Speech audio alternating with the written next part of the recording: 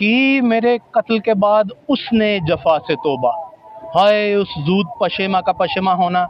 मैं इस वक्त काहना के उस इलाके में मौजूद हूँ जहाँ गुज़िश्ता रोज़ एक अंदोहनाक और दिलदोज़ किस्म का सानहा पेश आया, जो न सिर्फ लाहौर की तारीख का बल्कि पाकिस्तान की तारीख का एक बड़ा सानहा है कि ट्यूशन सेंटर में बच्चे पढ़ रहे थे 20 से जायद और छत आन गिरी। 14 बच्चे जहाँ बहक हो गए, शहीद हो गए। 6 बच्चों को रिकवर कर लिया गया, वो बच गए और टीचर भी जख्मी हालत में है। मैं चाहूँगा मेरे कैमरामैन दिखाएं तो वो पीछे जो एक छत है घर की, जहाँ पे वो लकड़ी की पेटियां पड़ी हैं, ये वो घर था जहाँ पे ये अंदोहनाक दिलदोज सानहा पेश आया।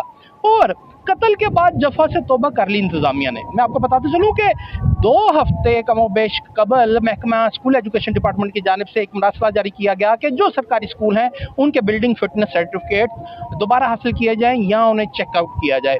अब बात यह है कि जहाँ पे सरकारी हॉस्पिटल सरकारी स्कूलों के बिल्डिंग सर्टिफिकेट्स को चेक करने के लिए मरासले जारी किए जाते हैं, तो वहाँ पे ये जो प्राइवेट ट्यूशन सेंटर्स हैं इनको रेगुलेट करने की आज तक कोई पॉलिसी क्यों नहीं बनाई गई, जबकि एफबीआर की जानिब से पिछले 2 दहाइयों से सुनते आए हैं कि उनको टैक्स नेट में लाना है, इनके लिए काम किया जाए। तो टैक्स नेट के लिए तो आप काम करने पे तैयार हैं, मगर 14 जाने गई हैं भाई।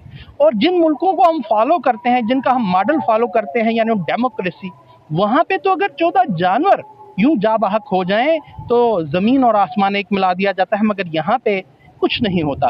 यहाँ पे ये लोगों का तांता बंधा हुआ है, मीडिया की तमाम वैन्स लगी हैं, रिपोर्टिंग की जा रही है, और वासा हो, एलाइड एजेंसीज हो, टीपा हो, महकमा हेल्थ हो, उनके लोग नज़र आ रहे हैं। मुख्तलिफ बुजरा भी इधर विजिट कर रहे हैं हॉस्पिटल्स में भी। मगर सवाल ये है कि अब जब ये 14 जाने चलेंगी, अब इन चीज़ों का क्या फ़ायदा। जो कंसर्न डिपार्टमेंट है, कंसर्न जो एसी होता है असिस्टेंट कमिश्नर, उसके फ़राइज़ मनसबी में है कि वो अपने इलाके में विज़िट करे, मगर एसी साहबान तो ठंडे कमरों से निकलना गवारा ही नहीं करते। अगर वो विज़िट करते तो पता लगता कि जहाँ 20-20 बच्चे आकर के घरेलू ट्यूशन सेंटर है, ठीक है जी, इसकी कोई पॉलिसी नहीं बनाई गई, तो ये तो पता होता कि यहाँ इतनी तादाद में बच्चे आते हैं तो उस बिल्डिंग को चेक करना है। ज़राए के मुताबिक जो सीईओ एजुकेशन लाहौर हैं वो कहते हैं ऐसी कोई पॉलिसी ही नहीं ड्रा की गई कि जो घरों में बच्चे पढ़ाते हैं उनके लिए कुछ किया जाए।